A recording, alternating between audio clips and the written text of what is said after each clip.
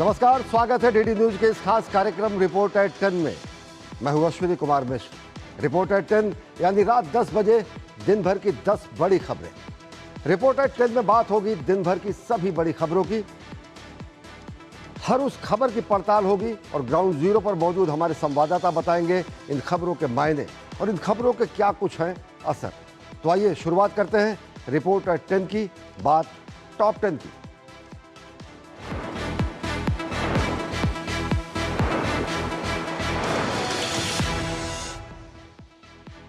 तो आइए report eight 10 में सबसे पहले नजर डालते हैं हेडलाइंस पर। बातचीत फिर रही बेनतीजा, नहीं थमा छात्रों का आंदोलन। झारखंड में आंदोलनकारी छात्रों और सरकार के बीच मैराथन वार्ता जारी। तिरंगा यात्राओं से गूंजा राष्ट्र प्रथम का संदेश, यानी हर दिल में तिरंगा, हर घर पर तिरंगा। पुडुचेरी पुलिस को मिला प्रेसिडेंट कलर। पुडुचेरी पुलिस की अनुशासन और वीरता का है सम्मान। ऑपरेशन सिंदूर के शौर्य और रक्तदान के लिए सलाम। देश के रणबांकुरों के लिए रक्तदान शिविर का हुआ आयोजन। जमात के नेटवर्क पर सुरक्षा एजेंसियों का शिकंजा। सोपोर में जमात के इस्लामी के नेटवर्क पर बड़ा ऑपरेशन। बारिश बनी आफत, असम से लेकर केरल तक मानसून की मार। सक्रिय मानसून से कई हिस्सों में बाढ़ जैसे हालात। बम बम भोले के जयकारों से गूंजी कांवड़ यात्रा। पवित्र गंगा में उठा है आस्था का सैलाब। होर्मुज में तनाव, हूती हमलों से मचा कोहराम। होर्मुज में करार के लिए कौन कौन है बेकरार। डॉल्फिन का प्रचंड प्रहार, चीन में मचा हाहाकार। लेकिन ये डॉल्फिन समुद्री जीव नहीं, टाइफून है। और फिटनेस की राह, नशे को न। Fit India Sunday on cycle, इसका हुआ आयोजन। नशा मुक्त भारत का लिया गया संकल्प।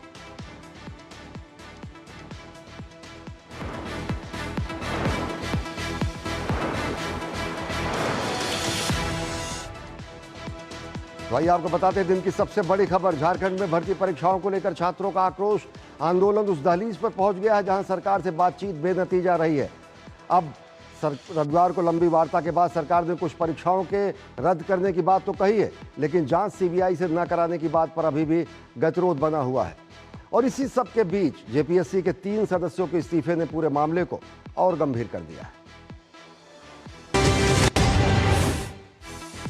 झारखंड में छात्रों के आंदोलन का आज 16वां दिन है। करीब 5 घंटे तक मंत्री समूह के साथ उनकी बातचीत चली और उसके बाद सरकार ने दावा किया कि 98% मांगों पर सहमति बन गई है। लेकिन छात्रों का आंदोलन अब भी जारी है। वजह साफ है कि जेएससीसी सीजीएल रद्द करने और सीबीआई जांच की मांग पर अब भी कोई सहमति नहीं बनी है। झारखंड में परीक्षा व्यवस्था में कथित गड़बड़ियों को लेकर छात्रों का आंदोलन लगातार 16वें दिन भी जारी है। सरकार और छात्रों के बीच लंबी बातचीत हुई। सरकार ने इसे सकारात्मक बताया और दावा किया कि करीब 98% मांगों पर सहमति बन गई है। लेकिन सवाल ये है कि अगर 98% मांगे मान ली गई तो फिर आंदोलन खत्म क्यों नहीं हुआ? क्योंकि छात्रों की लड़ाई सिर्फ कुछ परीक्षाओं को रद्द कराने तक सीमित नहीं है।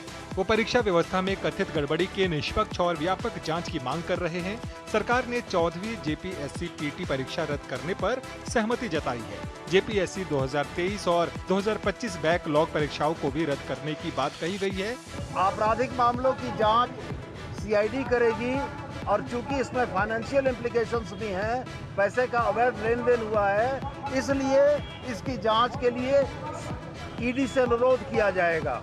छात्र सीजीएल परीक्षा रद्द करने और पूरे मामले की सीबीआई जांच की मांग पर अड़े हैं। छात्रों का कहना है कि जब तक उनकी सभी प्रमुख मांगे नहीं मानी जाती, आंदोलन जारी रहेगा।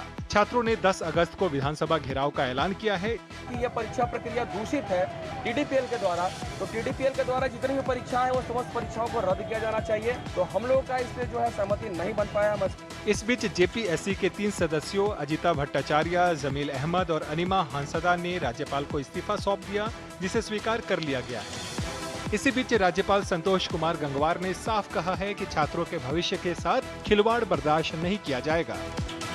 सरकार कह रही है कि 98% मुद्दों पर सहमति बन चुकी है, लेकिन छात्रों की मांग अभी भी साफ है। सीजीएल रद्द हो और सीबीआई जांच। ऐसे में अब सबकी नजर कल यानी 10 अगस्त के विधानसभा घेराव पर है। सवाल यही है कि बातचीत से रास्ता निकलेगा या झारखंड में इन छात्रों का आंदोलन और तेज होगा। भारत की आज़ादी के 80वें वर्ष की ओर बढ़ते इस ऐतिहासिक सफर में तिरंगा एक बार फिर पूरे देश को एक सूत्र में जोड़ रहा है। अंडमान और निकोबार द्वीप समूह से उपराष्ट्रपति सीपी राधाकृष्णन ने हर घर तिरंगा अभियान की शुरुआत की। तिरंगे की शान, राष्ट्र का सम्मान और हर घर तक देशभक्ति का संदेश। स्वतंत्रता के इस महा उत्सव की शुरुआत भारत के लघु भारत यानी अंडमान और निकोबार द्वीप समूह से हुई। उपराष्ट्रपति सीपी राधाकृष्णन ने श्री विजयपुरम के ऐतिहासिक फ्लैग पॉइंट पर राष्ट्रीय ध्वज फहराया। उन्होंने तमिल राष्ट्रवादी कवि सुब्रमण्यम भारती को याद करते हुए एक कड़ा संदेश दिया कि मेरा सिर कभी नहीं झुकेगा, ये केवल भारत माता के राष्ट्रीय ध्वज के सामने झुकेगा। उपराष्ट्रपति ने कहा कि अंडमान से अभियान की शुरुआत सिर्फ एक कार्यक्रम नहीं बल्कि राष्ट्रीय एकता का प्रतीक है। वहीं पुडुचेरी में केंद्रीय गृह मंत्री अमित शाह ने हर घर तिरंगा यात्रा को हरी झंडी दिखाई। हजारों लोग हाथों में तिरंगा लेकर सड़कों पर उतरे और राष्ट्रीय एकता का संदेश दिया। इस मौके पर उन्होंने देशवासियों से इस यात्रा में बढ़ चढ़कर भाग लेने की अपील की।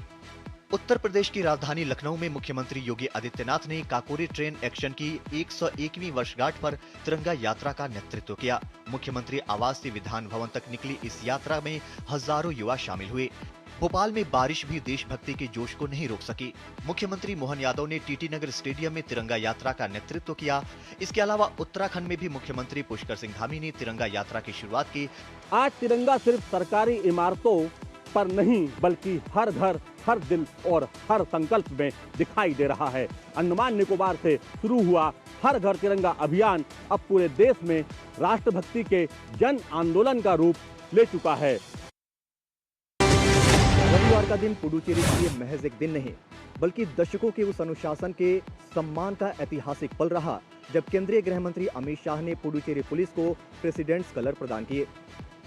महज 5000 से भी कम संख्या होने के बावजूद पुडुचेरी पुलिस शासन व्यवस्था से लेकर आंतरिक सुरक्षा तक हर क्षेत्र में सराहनीय कार्य किया है और ये सम्मान उसी का परिणाम है।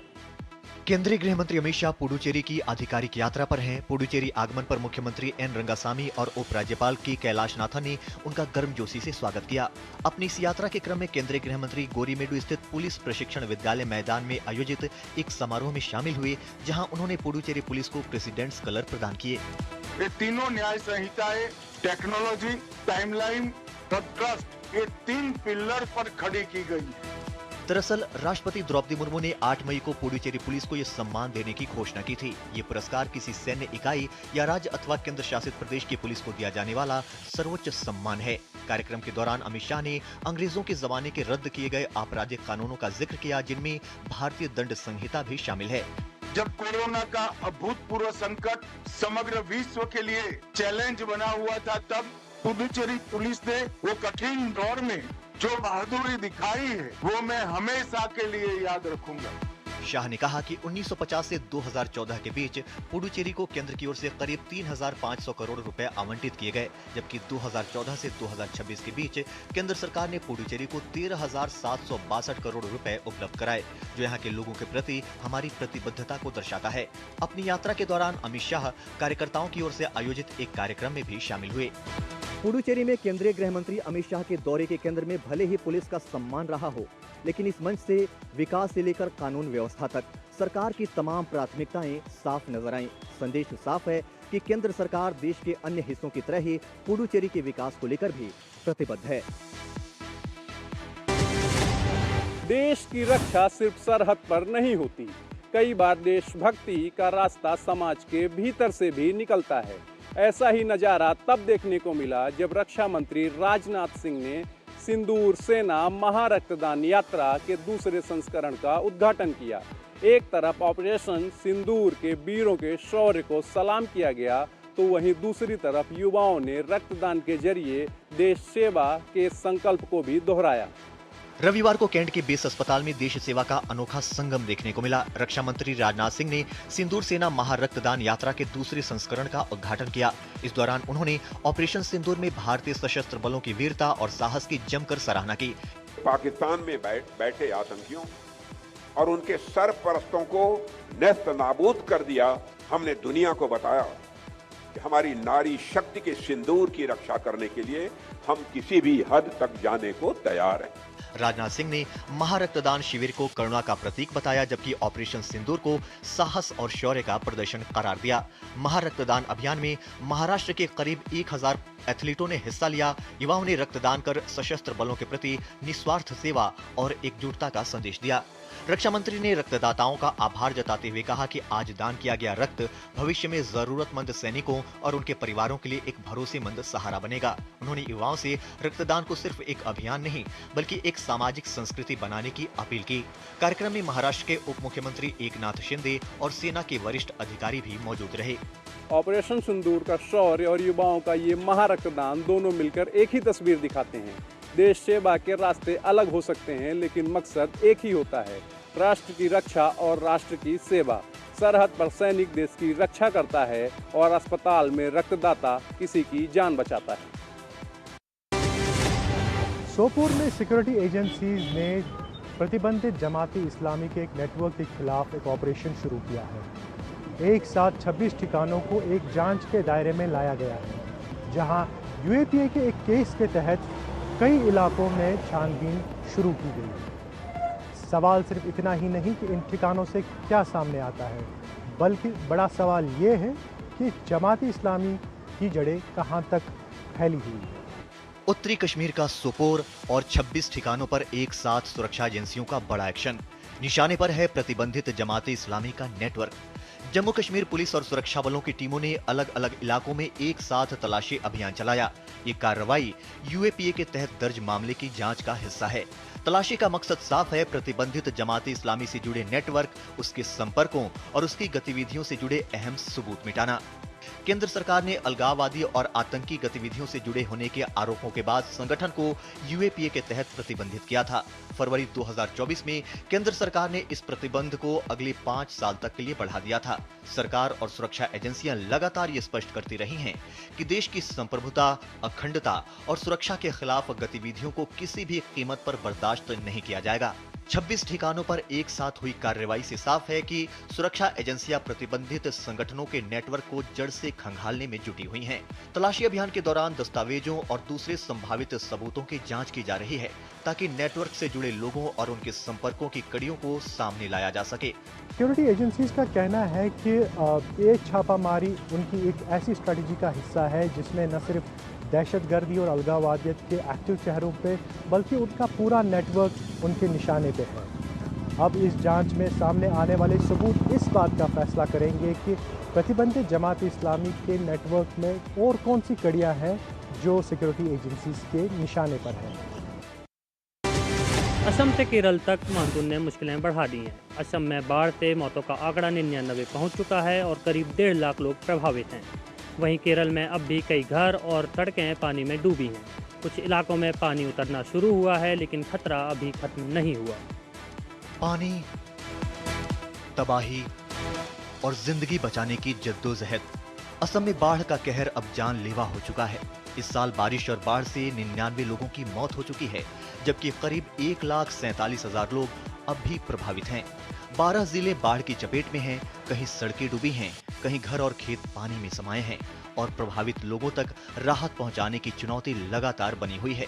गोलाघाट से एक और मौत सामने आने के बाद मृतकों का आंकड़ा 99 पहुंच गया है। केरल में भी बारिश और जलभराव ने जनजीवन की रफ्तार रोक दी है। अलपुझा के अपर कुट्टूनाड और कुट्टायम के अंदरूनी इलाकों में सबसे ज्यादा असर है। कई मकान और प्रमुख सड़कें अभी भी पानी में डूबी हैं। अलपुझा चंगनासिरी मार्ग पर आवाजाही प्रभावित है। प्रभावित इलाकों में लोगों को निकालने और जरूरी सामान पहुंचाने के लिए छोटी नावों का सहारा लिया जा रहा है। असम और केरल के साथ कई और राज्यों में भी मौसम की मार जारी है। हिमाचल में 153 सड़कें बंद हैं और सोमवार मंगलवार के लिए भारी से बहुत भारी बारिश का ऑरेंज अलर्ट है। दिल्ली में भी भारी बारिश के बाद कई इलाकों में जलभराव और ट्रैफिक जाम की स्थिति बनी। उत्तर प्रदेश, राजस्थान, जम्मू कश्मीर, ओडिशा और नागालैंड में भी भारी बारिश का अनुमान है। यानी मानसून अभी थमा नहीं है और अगले कुछ दिन कई राज्यों के लिए अहम रहने वाले हैं। असम में 99 मौतें, करीब 1.5 लाख लोग प्रभावित और केरल में अब भी पानी में फंसी जिंदगी। मानसून की ये तस्वीरें खतरे की गंभीरता बता रही हैं। बारिश का दौर आगे भी जारी रहने का अनुमान है। ऐसे में राहत बचाव के साथ लोगों की सतर्कता भी बेहद जरूरी है। हर तरफ केसरिया रंग, कंधों पे सजी कावड़ और जुबां पर एक जयकारा, बम भोले। हरिद्वार से गंगा जल लेकर हजारों शिव भक्त अपनी मंजिल की ओर आगे बढ़ चले हैं। किसी के कदम गांव की ओर हैं तो किसी के शहर की ओर, लेकिन मंजिल सिर्फ एक है, अपने शिवालयों तक पहुंचकर भोलेनाथ का जलाभिषेक। हरिद्वार, गंगा का तट और चारों तरफ सिर्फ भोले की भक्ति। कांवड़ यात्रा के अंतिम चरण में धर्मनगरी हरिद्वार में आस्था का सैलाब उमड़ पड़ा है। कोई पैदल कांवड़ लेकर निकला है तो कोई डाक कांवड़ के जरिए तेजी से अपने गंतव्य की ओर बढ़ रहा है। श्रावण मास में गंगा जल लेने हरिद्वार पहुंचने वाले शिव भक्तों के लिए प्रशासन ने व्यापक इंतजाम किए हैं। कांवड़ पटरी मार्ग पर स्नान और शौचालय की व्यवस्था से लेकर साफ सफाई तक पर विशेष ध्यान दिया गया है। लंबी दूरी तय करके पहुंचे कांवड़ियों को रास्ते में किसी तरह की परेशानी न हो, इसके लिए लगातार निगरानी की जा रही है। उत्तराखंड प्रशासन के मुताबिक अब तक 3 करोड़ 19 लाख से अधिक कांवड़ यात्री गंगा जल लेकर अपने गंतव्यों की ओर प्रस्थान कर चुके हैं। अब डाक कांवड़ यात्रा पूरे जोरों पर है। ऐसे में प्रशासन पूरी तरह मुस्तैद है। इतनी विशाल भीड़ को संभालना कोई आसान काम नहीं है, लेकिन उत्तराखंड और उत्तर प्रदेश सरकार के बेहतरीन समन्वय ने इसे संभव कर दिखाया है। उत्तर प्रदेश में भी कांवड़ियों की सुविधा और सुरक्षा को लेकर प्रशासन पूरी तरह मुस्तैद है। मुख्यमंत्री योगी आदित्यनाथ खुद कांवड़ यात्रा की व्यवस्थाओं की निगरानी कर रहे हैं और अधिकारियों को कांवड़ मार्गों पर सुरक्षा, साफ सफाई, चिकित्सा, यातायात और श्रद्धालुओं की सुविधाओं को लेकर लगातार निर्देश दिए जा रहे हैं। हरिद्वार से उठी आस्था अब हजारों किलोमीटर का सफर तय कर अपने गंतव्य तक पहुंच रही है। कांवड़ियों के कदम भले ही अपने अपने गांव और शहरों की ओर बढ़ रहे हों, लेकिन हर कांवड़ में वही गंगा जल है, हर मन में वही आस्था और हर जुबां पर एक ही जयकारा, बम भोले। ईरान और ओमान के बीच समझौता अंतिम दौर में पहुंचने की बात कही जा रही है, लेकिन ईरान ने साफ कर दिया है कि सिर्फ डील काफी नहीं होगी। अमेरिका को कई और शर्तें माननी होगी, तब ये रणनीतिक जलमार्ग खोला जाएगा। वहीं दूसरी ओर यमन के हूतियों के हमलों ने सऊदी अरब और लाल सागर के मोर्चे पर तनाव को और बढ़ा दिया है। यानी कि एक ओर उम्मीद जग रही है बातचीत की, तो वहीं दूसरी ओर लगातार हमले जारी हैं। होर्मुज की लहरों पर दुनिया की नजर। ईरान और ओमान के बीच रणनीतिक जलमार्ग को लेकर समझौते की कोशिश अब अंतिम चरण में पहुंचने का दावा किया जा रहा है। ईरान के विदेश मंत्री अब्बास अरागाची के मुताबिक होर्मुज को लेकर तेहरान और मस्कट के बीच समझौता फाइनल स्टेज में है। इस समझौते में जलमार्ग खुलने के बाद जहाजों के लिए इस्तेमाल होने वाली नई शिपिंग लेन तय की जाएगी, लेकिन इसमें पेंच अभी बड़ा है। हालांकि ईरान ने दो टूक कह दिया है कि अमेरिका के साथ कोई सीधी बातचीत नहीं हो रही है और जब तक वॉशिंगटन जून के समझौते का उल्लंघन बंद नहीं करता, तब तक जलमार्ग नहीं खुलेगा। इस बीच खाड़ी और लाल सागर के मोर्चे पर तनाव बढ़ाने वाली खबरें सामने आई हैं। यमन के हूतियों ने सऊदी अरब के जिजान स्थित सऊदी अरामाको रिफाइनरी पर ड्रोन हमले का दावा किया है। सऊदी ऊर्जा मंत्रालय ने रिफाइनरी में आग लगने की पुष्टि की। हालांकि आग पर काबू पा लिया गया और किसी के घायल होने की सूचना नहीं है। हूतियों ने यमन के अलमोखा पोर्ट पर हमले की भी जिम्मेदारी ली है। यमन की सेना के मुताबिक इस हमले में कम से कम 7 लोगों की मौत हुई है। सऊदी अरब ने लाल सागर में हूती हमलों और वाणिज्यिक जहाजों को निशाना बनाए जाने की निंदा की है। होर्मुज के खुलने से सिर्फ अमेरिका या ईरान पर इसका असर नहीं पड़ेगा, बल्कि पूरे पश्चिम एशिया की सुरक्षा और ऊर्जा सप्लाई पर इसका प्रभाव पड़ता है, क्योंकि दुनिया के सबसे अहम जलमार्गों में से एक है होर्मुज, जहां पर हर कदम पूरी दुनिया की ऊर्जा सप्लाई को हिलाकर रख देता है। चीन के पूर्वी तट पर कुदरत का बड़ा कहर टूटा है। टाइफून डॉल्फिन ने झेजियांग प्रांत के युहान इलाके में लैंडफॉल कर दिया है। 151 किलोमीटर प्रति घंटे की रफ्तार वाले इस तूफान ने बाढ़ और बारिश का खतरा बढ़ा दिया है। चीन के पूर्वी तट पर टाइफून डॉल्फिन ने दस्तक दे दी है। रविवार शाम करीब 5:30 बजे तूफान ने जेजियांग के युहान के पास लैंडफॉल किया। लैंडफॉल के वक्त तूफान के केंद्र के पास हवा की अधिकतम रफ्तार 151 किलोमीटर प्रति घंटा थी। यानी ये चीन में इस साल का अब तक का आया सबसे शक्तिशाली उष्णकटिबंधीय चक्रवात है। तूफान के साथ अब सबसे बड़ा खतरा बारिश का है। मौसम विभाग के मुताबिक जेजियांग के मध्य और पूर्वी हिस्सों में 250 से 500 किलोमीटर तक बारिश हो सकती है। तूफान से पहले ही चीन के पूर्वी हिस्से में बड़े पैमाने पर तैयारियां शुरू कर दी गई थी। 10 लाख से ज्यादा लोगों को सुरक्षित स्थानों पर पहुंचाया गया है। जेजियांग के वेनझोउ में ही 9 लाख से ज्यादा लोगों को निकाला गया और 1000 से ज्यादा इमरजेंसी शेल्टर खोले गए। फुजियान में करीब 98,900 लोगों को हाई रिस्क इलाकों से बाहर निकाला गया है। तूफान का असर हवाई और समुद्री यातायात पर भी पड़ा है। शंघाई में करीब 1500 उड़ानें रद्द की गई हैं और 30,000 से ज्यादा लोगों को सुरक्षित जगहों पर पहुंचाया गया है। वहीं शंघाई के यांगशान पोर्ट से 500 से ज्यादा छोटे और मध्यम आकार के जहाजों को सुरक्षित स्थानों पर भेजा गया है। प्रशासन ने भूस्खलन और पहाड़ी इलाकों में अचानक आने वाली बाढ़ को लेकर भी चेतावनी जारी की है। टाइफून डॉल्फिन चीन के पूर्वी तट से टकरा चुका है। तेज हवाओं के बाद 500 मिलीमीटर तक बारिश, बाढ़ और भूस्खलन का खतरा चीन के कई इलाकों पर मंडरा रहा है। लाखों लोगों को सुरक्षित निकाला गया है, हजारों जहाजों को शेल्टर में पहुंचाया गया है और परिवहन व्यवस्था पर भी इसका बड़ा असर पड़ा है। अब नजर इस बात पर है कि डॉल्फिन कितनी तेजी से कमजोर होता है। तो fit India Sunday on cycle, आप जानते हैं ये अभियान कहाँ हुआ, इसका आयोजन और क्या लिया गया संकल्प, आपको दिखाएंगे छोटे से ब्रेक के बाद।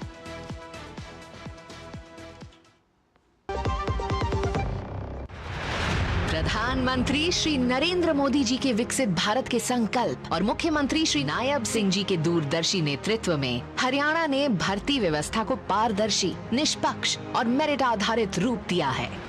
नायब सिंह जी के नेतृत्व में हरियाणा सरकार यहाँ के नौजवान हो, किसान हो, बहनें बेटियां हो, सबके लिए बेहतरीन काम कर रही है। बिना खर्ची पर्ची के नौकरी देने का जो रास्ता हरियाणा सरकार ने दिखाया है वो इतना आसान नहीं था। आज हरियाणा में सरकारी नौकरी का केवल एक ही आधार है, मेहनत, प्रतिभा और मेरिट। अब तक लगभग 1,83,000 योग्य युवाओं को सरकारी सेवाओं में नियुक्ति मिल चुकी है। हर नियुक्ति इस बात का प्रमाण है कि हरियाणा में प्रतिभा का सम्मान हो रहा है और युवाओं के सपनों को नई उड़ान मिल रही है। वर्तमान सरकार के तीसरे कार्यकाल में यानी अक्टूबर 2024 से अब तक लगभग 42,500 युवाओं को सरकारी नौकरी मिल चुकी है। गरीब परिवार का बच्चा भी आज हरियाणा सरकार के अंदर बिना पर्ची, बिना खर्ची के आज नौकरी लग रहा है। सरकार 3,000 से अधिक रोजगार मेलों का आयोजन कर चुकी है, जिनके माध्यम से लगभग 1,20,000 युवाओं को रोजगार के अवसर और सहयोग प्राप्त हुए हैं। हरियाणा सरकार, उम्मीदों पर खरी सरकार। व्यक्तिगत जानकारी के लिए ऑनलाइन अनुरोधों से रहें सावधान। कुछ भी जानकारी देने से पहले जरूर सोचें। कोई भी वैधानिक कंपनी फोन या इंटरनेट पर आपसे निजी जानकारी कभी भी नहीं मांगती। इसलिए ऐसे कॉल या ईमेल आने पर अपनी जानकारी देने से पहले समझदारी दिखाएं और सावधानी बरतें। भारत की सबसे बड़ी gold loan NBFC Muthoot finance से गोल्ड लोन लीजिए और फिर देखिए सोना क्या नहीं कर सकता। कॉल कीजिए 1-800-313-1212। बढ़ता है, खेलता है, झूलता उछलता है, दौड़ता कभी कभी दौड़ कराता है, आगे आगे बढ़ता है इंडिया, अमूल दूध पीता है इंडिया। अकाउंट ब्लॉक मत कीजिए, मैं अभी ओटीपी देता हूँ। शंकर थोड़ा ध्यान से। सर आप थोड़ा ध्यान से। बैंक कभी ओटीपी, पिन या आपकी पर्सनल जानकारी नहीं मांगता। ये फ्रॉड है, फ्रॉड। आरबीआई कहता है ओटीपी या पिन के लिए कॉल या मैसेज आए तो थोड़ा ध्यान से।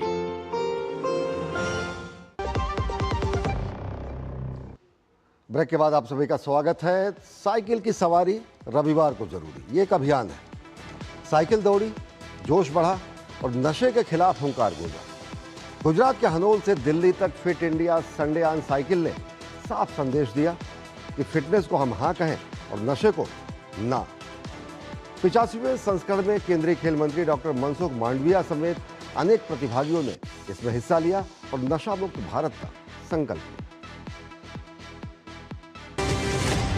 गुजरात के हनोल में fit India Sunday on cycle के 85वें राष्ट्रीय संस्करण में केंद्रीय खेल मंत्री डॉक्टर मनसुख मांडविया और प्रतिभागियों ने फिटनेस को हाँ कहे, नशीले पदार्थों को ना कहे के नारे के साथ नशा मुक्त भारत की दिशा में कदम बढ़ाया।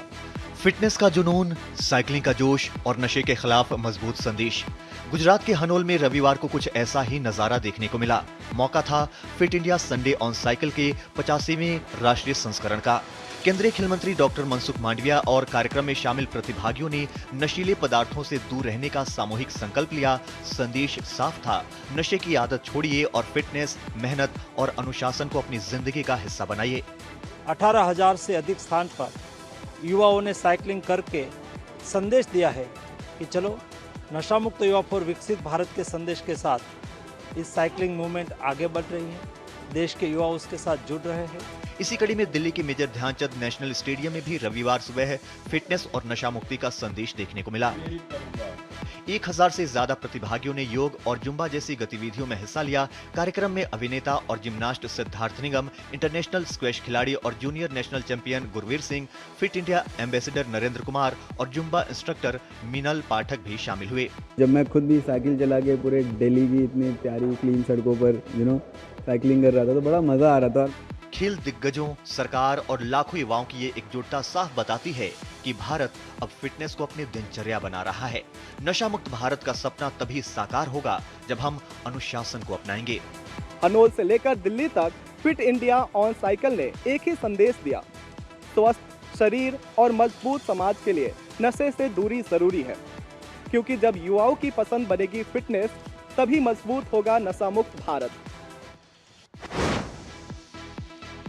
तो रिपोर्टर 10 में बस इतना ही नहीं, इन खबरों के पीछे बदलती दुनिया की कई तस्वीरें भी आपने देखी। कहीं झारखंड में छात्रों के ज्वलंत प्रश्न थे तो कहीं हॉर्मुज जलडमरू मध्य को खोलने की उलझने और उसके पीछे चल रही कवायद हमने आपके सामने रखी। दुनिया बदल रही है, रास्ते बदल रहे हैं, रिश्ते बदल रहे हैं और चुनौतियों के जवाब भी बदल रहे हैं। ऐसे में हम कोशिश करते हैं खबरों को सिर्फ आपको बताए ही नहीं, उन खबरों के पीछे छिपी तस्वीर को भी आपके सामने रखें। इसी उम्मीद के साथ आज रिपोर्टर 10 में फिलहाल इतना ही। मुझे और हमारी पूरी टीम को दीजिए अनुमति। नमस्कार।